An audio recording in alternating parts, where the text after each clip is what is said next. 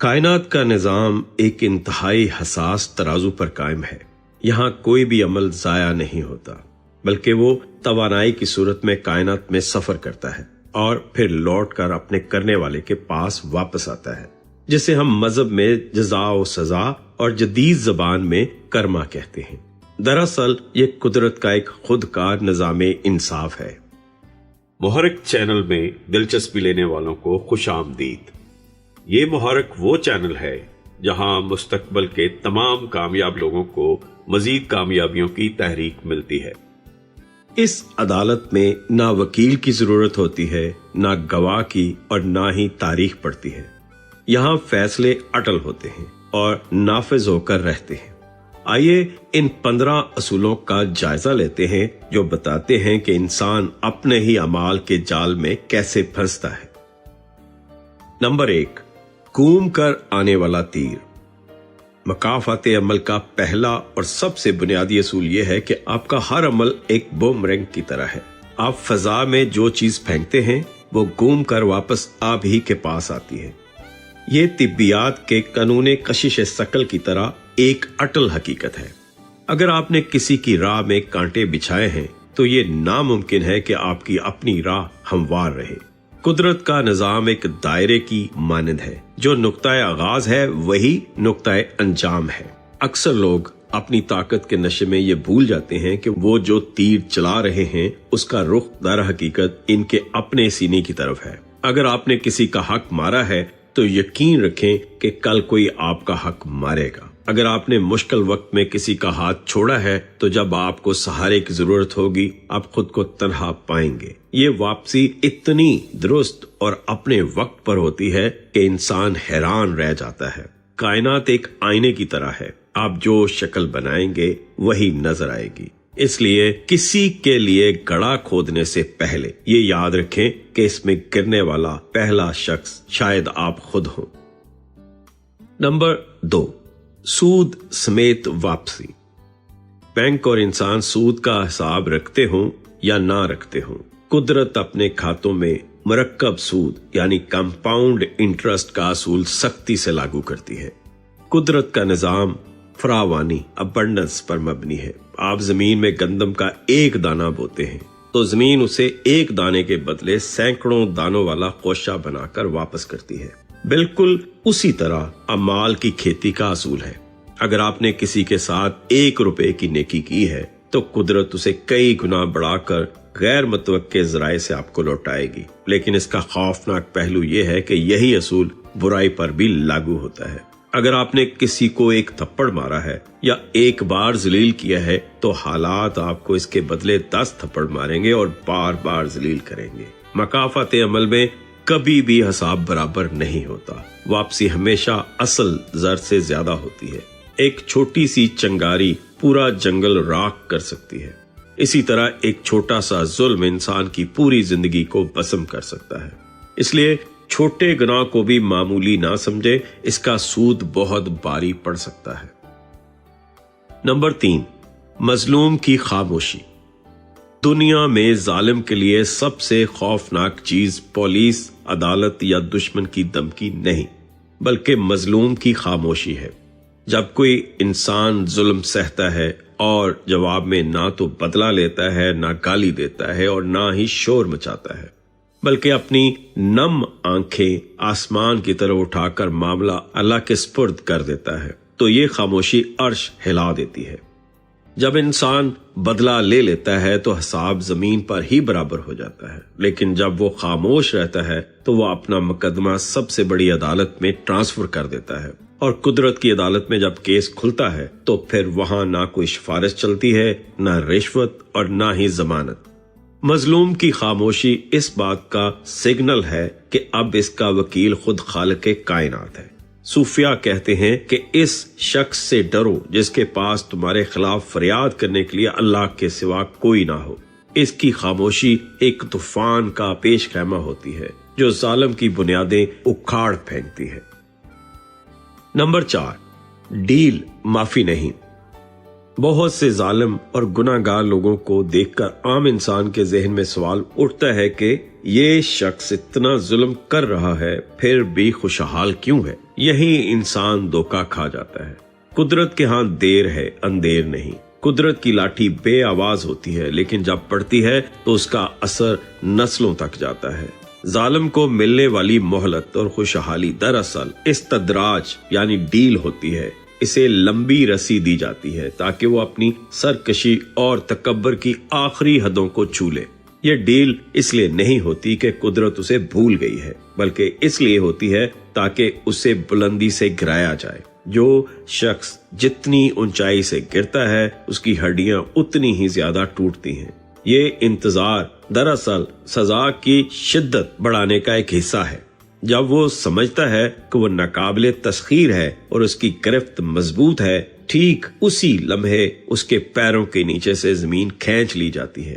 اس لیے ظالم کی عارضی خوشی پر رشک نہ کریں، بلکہ اس کے انجام سے پناہ مانگیں۔ نمبر 5، اولاد کے روپ میں امتحان۔ مکافات عمل کا سب سے تکلیف دہ، رلا دینے والا اور عبرتناک پہلو یہ ہے کہ انسان کے گناہوں کا بدلہ اس کی اولاد کے ذریعے ملتا ہے۔ باپ کا کھایا ہوا حرام اولاد کے کردار میں ظاہر ہوتا ہے۔ جو دکھ، تکلیف اور بے بسی آپ نے کسی دوسرے کے والدین کو دی ہوتی ہے، قدرت وہی سب کچھ آپ کی اپنی اولاد کے روپ میں آپ کے سامنے لا کھڑا کرتی ہے۔ یہ نسلوں کا قرض ہوتا ہے۔ ایک باپ کے لیے اس سے بڑی سزا اور کوئی نہیں ہو سکتی کہ وہ اپنی اولاد کو برباد ہوتے، نافرمان ہوتے یا تکلیف میں تڑپتے ہوئے دیکھے اور کچھ نہ کر سکے۔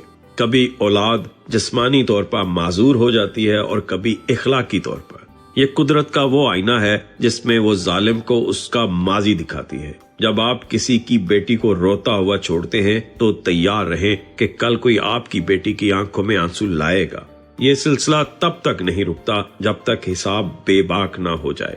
اولاد کے ذریعے ملنے والی چوٹ سیدھی کلیجے پر لگتی ہے اور انسان جیتے جی مر جاتا ہے۔ نمبر 6، جنس کا بدلہ جنس۔ قدرت کے انصاف میں ایک عجیب حساب کتاب ہوتا ہے جسے جنس کا بدلہ جنس کہا جاتا ہے۔ یعنی آپ نے جس نوعیت کا جرم کیا ہوگا آپ کو سزا بھی اسی نوعیت کی ملے گی۔ حساب آئٹم ٹو آئٹم ہوتا ہے۔ اگر آپ نے اپنی دولت کے نشے میں کسی غریب کی تذلیل کی ہے تو مکافات عمل آپ کی دولت شاید نہ چھینے، لیکن آپ کو ایسی ذلت دے گی کہ دولت کے ڈھیر پر بیٹھ کر بھی آپ بے عزت ہو جائیں گے۔ اگر آپ نے کسی کا گھر اجاڑا ہے تو آپ کا اپنا گھر کبھی نہیں بسے گا۔ اگر آپ نے کسی کے جسم کو تکلیف دی ہے تو آپ خود ایسی بیماریوں میں مبتلا ہوں گے جو جسمانی اذیت کا باعث بنے گی۔ قدرت اسی کرنسی میں بدلا چکاتی ہے جس میں آپ نے ادھار لیا ہوتا ہے۔ اگر آپ نے کسی کا سکون برباد کیا ہے تو آپ کروڑوں خرچ کر کے بھی سکون نہیں خرید پائیں گے۔ یہ اصول بتاتا ہے کہ جرم کی نوعیت ہی سزا کی نوعیت کا تعین کرتی ہے۔ نمبر 7، سکون کی موت۔ مکافات عمل ہمیشہ جسمانی چوٹ یا مالی نقصان کی شکل میں نہیں آتی، بلکہ اس کا سب سے پہلا اور مہلک وار انسان کے ذہن اور قلب پر ہوتا ہے۔ ظالم شخص کے پاس دنیا کی ہر آسائش، نرم ترین گدے اور ایئر کنڈیشن کمرے ہو سکتے ہیں، لیکن اس کی آنکھوں سے نیند چھین لی جاتی ہے۔ اس کے دل میں ایک انجانا خوف، ایک عجیب سی گھبراہٹ اور وسوسے بیٹھ جاتے ہیں۔ وہ اپنے ہی سائے سے ڈرنے لگتا ہے۔ اسے ہر وقت لگتا ہے کہ کوئی اس کے خلاف سازش کر رہا ہے۔ یہ ذہنی خلفشار اسے پاگل پن کی دہلیز تک لے جاتا ہے۔ سکون کا تعلق بستر سے نہیں، ضمیر سے ہے۔ جب ضمیر بوجھل ہو تو نیند کی گولیاں بھی اثر نہیں کرتی۔ یہ اندرونی بے چینی انسان کو اندر سے کھوکھلا کر دیتی ہے۔ وہ باہر سے ہنستا مسکراتا نظر آتا ہے، لیکن اندر ایک جہنم دہک رہی ہوتی ہے۔ یہ نفسیاتی عذاب کسی بھی جسمانی سزا سے زیادہ بھیانک ہوتا ہے۔ نمبر 8، غیر متوقع وار۔ انسان جب کسی دشمن سے لڑتا ہے تو وہ سامنے کے حملے کے لیے تیار ہوتا ہے۔ وہ اپنی حفاظت کے انتظامات کرتا ہے، باڈی گارڈز رکھتا ہے اور قلعے بناتا ہے، لیکن مکافات عمل کا وار وہاں سے ہوتا ہے جہاں سے انسان کو گمان بھی نہیں ہوتا۔ اسے بلائنڈ سائیڈ ہٹ کہتے ہیں۔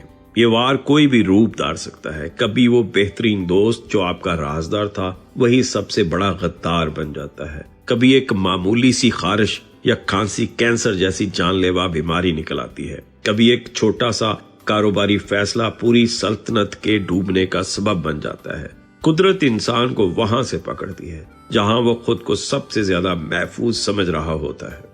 ये अचानक और गैर मुतवक्के हमला इंसान के हवास बाख्ता कर देता है। वो संभलने की कोशिश भी नहीं कर पाता और खेल खत्म हो जाता है। ये गैर मुतवक्केपन ही कुदरत की पकड़ की सबसे बड़ी निशानी है कि इंसान की तमाम तदबीरें उल्टी पड़ जाती हैं। नंबर 9, बेबसी का तमाशा।